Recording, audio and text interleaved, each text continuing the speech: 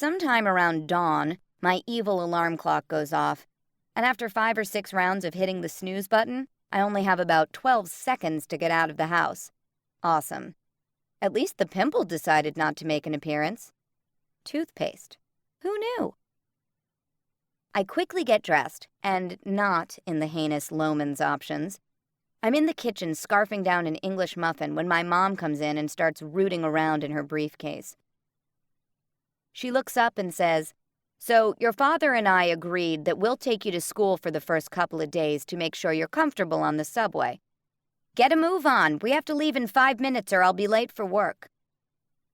Excuse me, what? Mom, I've only been taking the subway by myself all summer. Am I suddenly going to get kidnapped? I think not.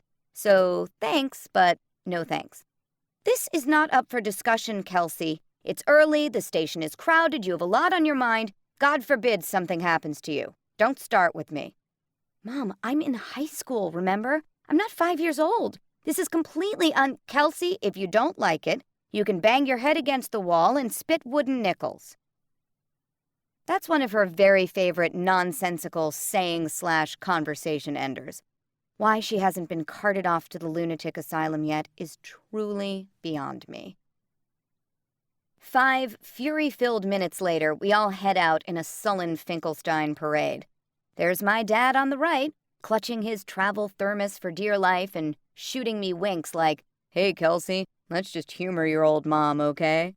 To my left is my delightful mother, carrying a shopping bag along with her briefcase and purse, and sporadically saying things like, "On my first day of high school back in 1917, I wore a beautiful dress I made myself by the light of our one candle," and wiping my sister's nose for her, though when I was 9, I'm pretty sure I had mastered the art of using a tissue.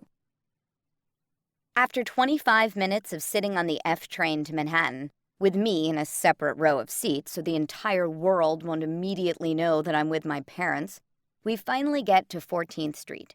We drop Travis off at the elementary school building, at which point I try to say a swift goodbye to my parents and head over to the high school on my own.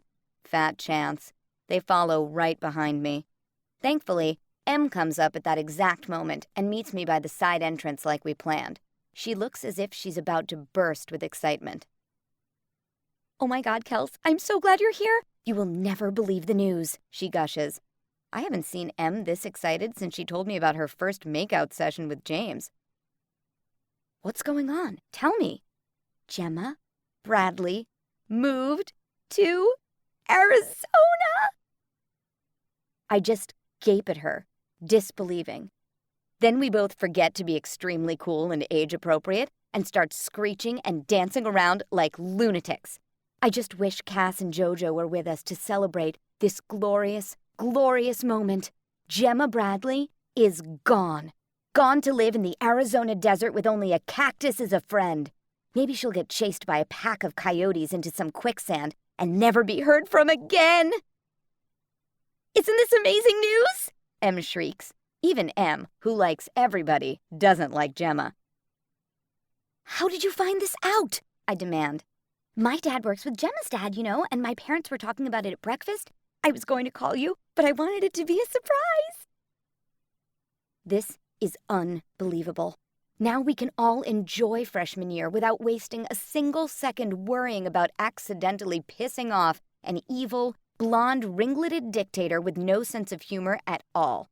Next thing you know, they'll be serving birthday cake for lunch every day. Em and I grin at each other. This is going to be the best year ever. I can feel it, I say. "Me too," Em agrees. Suddenly, my mother invades our happy dance circle and clutches my arm. "Kels, I need to speak with you privately before you go zipping off into your new life.